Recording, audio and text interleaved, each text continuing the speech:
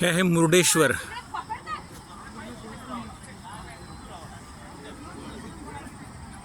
हा सगळा सी शोर दिसतोय तो. इथं ही जी दिसते ही राहायची व्यवस्था आहे. नंदी म्हणून कॉटेजेस आहेत. नंदी सी शोरला लागूनच आहे आणि हे मंदिराच्या मालकीचं आहे.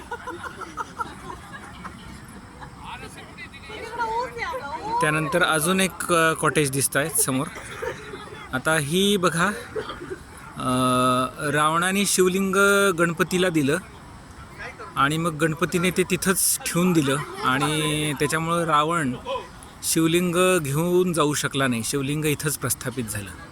तर अशी साधारण जी आख्यायिका आहे तिचं चित्ररूप दर्शन या पोस्टरमध्ये झालं आहे. बघा, हा उंच दिसतोय तो रावण आहे आणि जो छोट्या दिसतोय तो गणपती आहे. ही गणेशाची पिंड त्याला देतात आहे.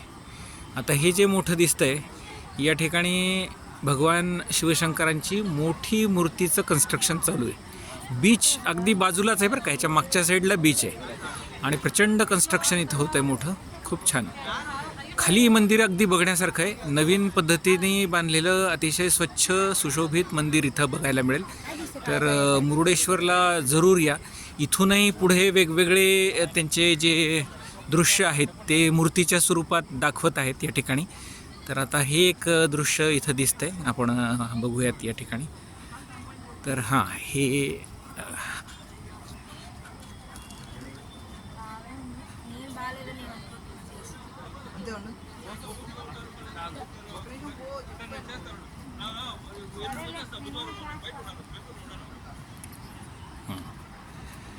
तर हे एक दृश्य आहे. मला वाटतं गंगा जी आहे ती जटेत धारण केली, जटेवर. आणि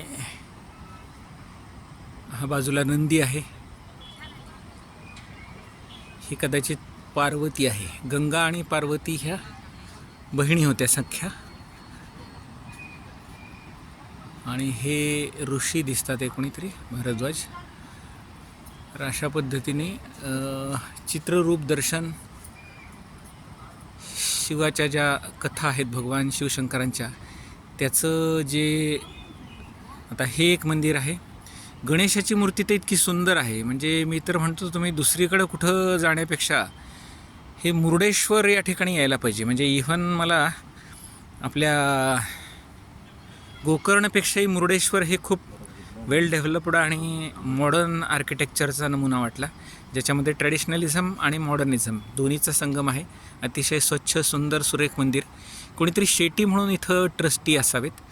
त्यांचे काही लॉजेस वगैरेसुद्धा आहेत आणि त्यांनी इनिशिएटिव्ह घेऊन हे खूप हिंदुत्वाचं एक मोठं केंद्र एस्टॅब्लिश केलं आहे.